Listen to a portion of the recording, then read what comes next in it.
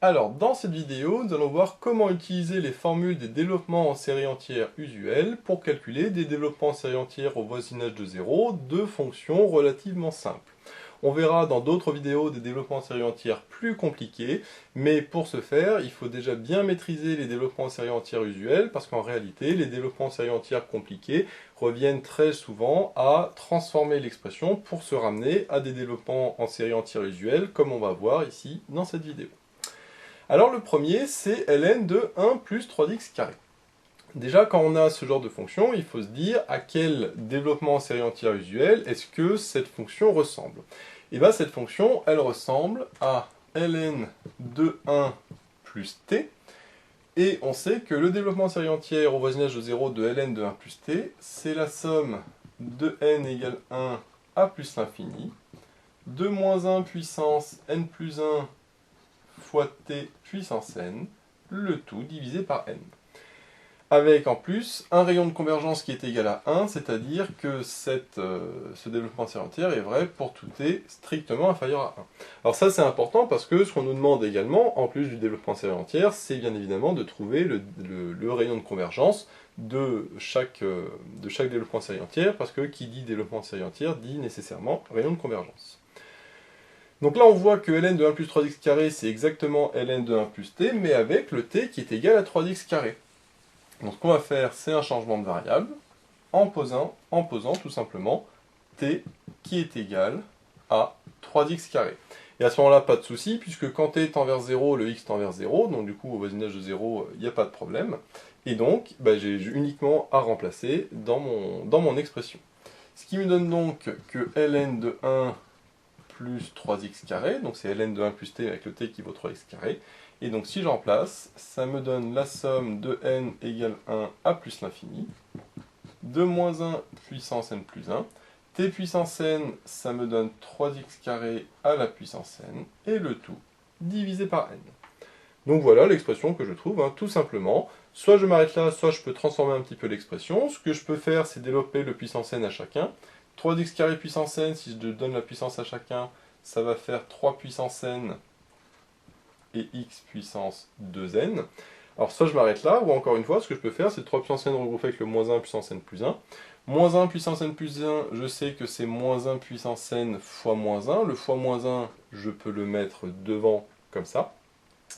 Et après, une fois que j'ai fait cette transformation, moins 1 puissance n fois 3 puissance n, je sais que ça fait moins 3, le tout à la puissance n. Et donc je vais le faire directement, comme ça, on va gagner une étape. Et donc ça me donne moins 3, le tout à la puissance n. Alors on peut rester là, après on peut regrouper avec le x carré, mais rien n'empêche de reprendre l'expression d'avant. Il n'y a pas de bonne ou de mauvaise réponse. Après tout dépend de l'exercice et tout dépend qu'est-ce qu'on fait de ce développement en série entière. Soit on le laisse comme ça, soit peut-être qu'on va le regrouper avec un autre développement en série entière, avec une autre somme, etc. Donc selon les exercices, vous pourrez laisser comme ça ou transformer l'expression. Ça revient strictement au même. Une fois qu'on a trouvé le développement en série entière, bien sûr, maintenant il faut trouver le rayon de convergence. Ce qu'on sait, c'est que on sait que le ln de 1 plus t, ça converge si et seulement si la valeur absolue de t est strictement inférieure à 1, et comme ici t est égal à 3x carré, on sait que ma série entière converge si et seulement si la valeur absolue de 3x carré est strictement inférieure à 1. Donc comme 3x carré est positif, on peut enlever la valeur absolue, et donc ça me donne x carré strictement inférieur à 1 tiers. Donc ça pareil, un si et seulement si, et ça, à ce moment-là, je sais que ça fait valeur absolue de x strictement inférieure à 1 sur racine de 3. Attention quand on passe à la racine, racine de x carré ça fait valeur absolue de x, et racine de 1 tiers ça fait 1 sur racine de 3. Et donc j'en déduis que ma série entière converge si et seulement si valeur absolue de x est strictement inférieure à racine de 3, c'est-à-dire que j'ai un rayon de convergence qui est égal à 1 sur racine de 3. Et là, pas besoin de faire de réciproque, puisque j'ai des équivalences à chaque fois, et donc je trouve mon rayon de convergence très facilement, mais pour ça, on voit qu'il faut connaître le rayon de convergence, bien sûr, du développement en série entière. C'est-à-dire que les développements en série entière usuels, c'est bien de les connaître, de connaître la formule, mais il faut aussi connaître la condition de convergence, c'est-à-dire le rayon de convergence, puisque après on nous demandera souvent, après d'avoir fait le changement de variable, eh bien, de trouver la série entière, enfin le rayon de convergence correspondant. Donc ça c'est pour le premier exemple. Maintenant on va voir sur le deuxième exemple, quelque chose un peu plus compliqué, puisque pour ce premier exemple, finalement, il y avait juste à faire un changement de variable, je remplace le t par 3x², et puis j'applique la formule de ln de 1 plus t, pas de difficulté particulière. Pour le deuxième exemple, j'ai ln de 5 moins x. Alors ln de 5 moins x, on voit que ça, par contre, ça ressemble à ln de 1 moins x. Donc je vais l'écrire ici, puisque précédemment j'ai vu celui de ln de 1 plus x, mais je connais aussi celui de ln de 1 moins x. Celui de ln de 1 moins x, en réalité, c'est comme celui de ln de 1 plus x, mais en remplaçant le x par moins x. Et donc, si je le réécris ici, je rappelle que le développement de ln de 1 plus x, c'était la somme des moins 1 puissance n plus 1 x puissance n sur factoriel n, sur petit n. Et donc là, 1 moins x, en fait, c'est je remplace le x par moins x. C'est-à-dire qu'ici, j'ai moins x, si je mets moins x, ici j'ai moins x le tout puissance n. Mais moins x le tout puissance n, si je fais comme tout à l'heure avec le moins 1 puissance n, je dis que c'est moins 1 puissance n fois moins 1, ben je vois que moins 1 puissance n fois moins x puissance n, ça me donne x puissance n. Donc ça, en réalité, ça me donnera x puissance n, avec toujours le petit n en dessous.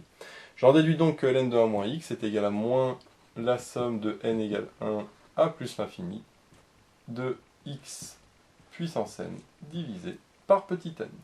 Donc ce qu'on voit aussi là, c'est que avec un changement de variable, entre guillemets, remplacer le x par moins x, ça me permet finalement d'avoir ln de 1 plus x, ln de 1 moins x. Alors bien sûr, si vous apprenez l'un, vous connaissez l'autre, et réciproquement. C'est pour ça que finalement, les développements de série entière, vous n'êtes pas obligé de tous les apprendre. Même principe, comme on verra après, pour le développement série entière de ln de 1 plus x, ou de ln de 1 sur 1 plus x, ou de 1 sur 1 moins x. Si vous connaissez l'un, vous connaissez l'autre, parce qu'il suffit de remplacer le x par moins x, soit vous connaissez lui, à ce moment-là, vous connaissez lui, ou réciproquement, vous connaissez lui, et puis vous en déduisez facilement lui, en faisant un petit changement de variable. Donc voilà un petit peu aussi ce qui est important à retenir pour la connaissance des développements de série entière. Retenez soit lui, soit l'autre, et puis comme ça, vous devinerez, vous retrouverez facilement l'autre formule avec le x ou le moins x. Donc là, j'ai le ln de 1 moins x. Le problème, c'est que moi, j'ai un 5 et non pas un 1. Et comment je fais pour transformer le 5 en 1 ? Bah, tout simplement en factorisant par 5. Donc là, j'ai factorisé par 5. Donc le 5 me donne 1, c'est ce que je voulais. Et par contre, le x me donne x sur 5, puisque 5 fois x sur 5, ça donne 5. Ça donne x, pardon. Et maintenant, je peux séparer en deux en disant que c'est ln de 5 plus ln de 1 moins x sur 5. Et là, juste en ayant factorisé et séparé, eh bien, j'ai fait apparaître, bon, ln de 5 qui est une constante, donc lui il restera, il n'y a pas de x. Et ln de 1 moins x sur 5, là j'ai bien ln de 1 moins x, mais avec le x qui vaut 1 moins x. C'est-à-dire que là, si je mets t, en réalité, là j'ai t puissance n. Donc c'est comme tout à l'heure, je vais faire un changement de variable, je vais remplacer ici le t par x sur 5. C'est exactement le même principe, alors je vais remplacer t par 3x², là je remplace le t par x sur 5. Alors bien sûr, attention à ne pas oublier le ln de 5 qui lui restera tout le temps. Et ici, mon ln de 1 moins x sur 5. Alors attention, il y a un moins qui apparaît parce que il y a le moins qui est devant la somme. La somme de n égale 1 à plus l'infini. Donc t puissance n, donc ça va me donner x sur 5 puissance n. Donc ça me donnait x puissance n divisé par 5 puissance n. Et comme je divise par n, ça revient à mettre un n en dessous. Donc c'est 5 puissance n fois n. Donc voilà finalement ce que je trouve comme expression. On voit aucune difficulté, c'est juste que là il y a une petite étape supplémentaire qui consiste à factoriser par 5 pour faire apparaître 1 moins quelque chose et non pas 5 moins quelque chose, que celui-là je ne le connais pas. Très souvent on a ce genre de petite astuce à faire, c'est-à-dire on n'a pas 1 plus x ou 1 moins x, mais on a 4 moins x, 5 plus x, 7 moins x, 7 plus x, etc. À ce moment-là, pas de problème, il suffit de factoriser par le chiffre en question, 5, 12, 18, etc. Et puis comme ça, on fait apparaître notre 1, et après on peut faire le développement de série entière visuelle que l'on connaît. Maintenant, au niveau du rayon de convergence, alors la condition est la même, c'est il faut que valeur absolue de t soit strictement inférieure à 1, que ce soit ln de 1 plus t ou ln de 1 moins t, c'est la même condition puisqu'on est en valeur absolue, donc valeur absolue de x ou de moins x, c'est la même chose. Ici, le t, on a vu que c'était x sur 5, donc ça veut dire que x sur 5 doit être strictement inférieur à 1. J'ai mon développement de série entière qui converge uniquement si x moins 5 strictement inférieur à 1, c'est-à-dire si valeur absolue de x est strictement inférieure à 5. Et j'en déduis donc que mon rayon de convergence est égal à 5. Donc voilà, encore une fois, pas de difficulté particulière.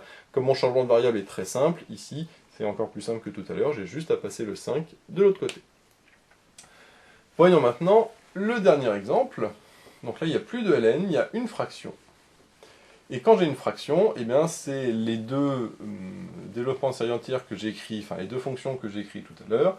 C'est-à-dire que quand on a une fraction comme ça, ce qu'on connaît, c'est le développement de série entière de 1 sur 1 plus x, ou celui de 1 sur 1 moins x, tout dépend si on a un plus ou un moins. Ici, comme on voit, on a un plus, donc je vais plutôt essayer de me ramener à ça. Par contre, si j'avais 7 moins x au cube, j'aurais essayé de me ramener à quelque chose du style 1 sur 1 moins x. Donc là, celui-là, on va l'oublier, et on va essayer de se ramener à 1 sur 1 plus x. Alors, avant d'essayer de se ramener à ça, je vais rappeler le développement de série entière de 1 sur 1 plus x. On sait que le développement de série entière de 1 sur 1 plus x est égal à la somme de n, 1 à plus l'infini, de moins 1 puissance n fois x puissance n. On peut aussi écrire moins x le tout puissance n, il n'y a pas de... Par contre, attention, hop, c'est 0, tant pour moi. On peut aussi écrire moins x le tout puissance n, bien évidemment, il n'y a pas de règle, c'est vous qui voyez si vous voulez séparer ou pas le moins 1 du x ou non. Et encore une fois, ça, ce n'est vrai que si la valeur absolue de x est strictement inférieure à 1. Bien sûr, si j'ai ici un moins à la place du x, bah ici j'aurai moins x puissance n, et donc le moins 1 puissance n disparaît, et donc ça fait juste la somme des x puissance n. C'est pour ça que plus généralement, on essaie de se ramener à 1 sur 1 moins x pour pas avoir le moins 1 puissance n, mais comme ici j'ai un plus, je ne veux pas transformer en moins, bah c'est pas grave, à ce moment-là je le garde en plus. Maintenant, comment faire pour transformer, pour passer de là à là? Bah, c'est le même principe que le ln de 5 moins x, c'est-à-dire que j'ai un 7 alors que moi je veux un 1. Donc qu'est-ce que je vais faire? Bah, tout simplement factoriser par 7. Donc j'ai 1 divisé par 7 plus x au cube, et bah, je vais dire que c'est 1 sur 7 facteur de 1 plus x au cube sur 7. Tout simplement. Et ça, je vais l'écrire sous cette forme-là, 1 sur 7 fois 1 plus x cube sur 7. L'intérêt de l'écrire comme ça, c'est que là, je fais apparaître mon 1 sur 1 plus grand X, alors que là, comme ça, j'ai toujours un 7 qui m'embête que je ne veux pas, mais ça, c'est pas un souci, à ce moment-là, je peux le mettre devant. Alors, tout à l'heure, on avait vu qu'avec le ln, là, il faut au contraire séparer en utilisant les formules du ln, en disant que c'est ln de 5 plus ln de ça. Bon, ici, c'est pas le cas parce que j'ai pas de ln, j'ai une fraction avec un produit, donc pas de souci, à ce moment-là, je le passe devant, mais de cette manière-là. Et maintenant, j'ai bien le 1/7, donc qui lui va rester. Et là, j'ai bien, comme on a dit, 1 sur 1 plus x. Par contre, encore une fois, j'ai un changement de variable à faire, puisque j'ai grand x qui vaut x au cube sur 7. C'est-à-dire que là, si, encore une fois, je pose t, ici, j'aurai t puissance n. Donc ici, cette fois-ci, je pose t qui est égal à x au cube sur 7. C'est un petit peu plus compliqué, mais c'est pas grave, ça reste un changement de variable acceptable, parce qu'au voisinage de 0, que ce soit x ou t, ce sera pareil. Et donc, ça me donne la somme de n égale 0 à plus l'infini. Faut pas oublier le moins 1 puissance n, et t puissance n, c'est tout ça la puissance n. Alors on peut développer directement en disant que c'est x puissance 3n divisé par 7 puissance n. Et voilà, alors soit je m'arrête là, soit éventuellement moins 1 puissance n et 7 puissance n, je peux regrouper en disant que c'est moins 7 le tout à la puissance n. Voilà, ça c'est possible. Sinon on peut laisser comme avant, il n'y a aucun souci, c'est vraiment comme vous voulez. Là il n'y a pas de règle une fois de plus, hein. C'est vraiment à la carte, entre guillemets. Donc, une fois que j'ai ce développement en série entière, il faut bien sûr que je trouve le rayon de convergence. Et ce qu'on a vu, c'était que ça converge 1 sur 1 plus t si valeur absolue de t est strictement inférieure à 1, c'est-à-dire ici si x au cube sur 7 est strictement inférieur à 1, puisque j'ai mon t qui valait x au cube sur 7. Ça me donne valeur absolue de x au cube strictement inférieure à 7, si je passe le 7 de l'autre côté. Et donc ça me donne valeur absolue de x strictement inférieure à racine cubique de 7, avec bien sûr à chaque fois des équivalences. Donc ma série entière converge si et seulement si valeur absolue de x est strictement inférieure à x au cube à racine cubique de 7. J'en déduis donc que j'ai un rayon de convergence de racine cubique de 7. Alors je ne sais pas combien ça vaut, c'est très moche, mais c'est pas grave, c'est un réel qui existe. Comme si je disais racine de 7 ou pi ou 5 tiers. Voilà, ça ne se simplifie pas, on le laisse comme ça, mais aucun problème. À partir du moment où on a trouvé l'expression, que ce soit cette expression-là ou une autre, eh bien, aucun problème. Donc voilà un petit peu les différentes méthodes sur des exemples simples. Bien sûr, après, il y a d'autres développements limités, enfin développements en série entière usuels que le ln ou le 1 sur 1 plus x, il y a celui d'exponentielle, etc. Mais à chaque fois, la méthode est la même, c'est-à-dire des changements de variables et des factorisations pour faire apparaître les développements usuels que l'on connaît, avec éventuellement des changements de variables. Comme on voit ici, à chaque fois, pour cela, il y a deux étapes. D'abord la factorisation et après le changement de variable. C'est rare qu'il faille faire l'inverse, hein. D'abord un changement de variable et après une factorisation, c'est plutôt dans l'autre sens, vers le sens qu'on a fait. Et ne pas oublier, bien sûr, à la fin, de déterminer le rayon de convergence. Et comme on le voit, il faut faire intervenir le changement de variable, puis résoudre l'inéquation. Mais généralement, ça pose pas de soucis particuliers. Donc voilà, j'espère que cette vidéo vous sera utile. N'hésitez pas à vous abonner pour être au courant des nouvelles vidéos qui sortiront. J'ai mis le lien dans la description vers l'énoncé de l'exercice, ainsi que vers d'autres exercices sur les développements en série entière. J'ai également mis le lien vers la page Tipeee où vous pouvez soutenir Méthode Math. Et moi, je vous dis à bientôt pour de nouvelles vidéos.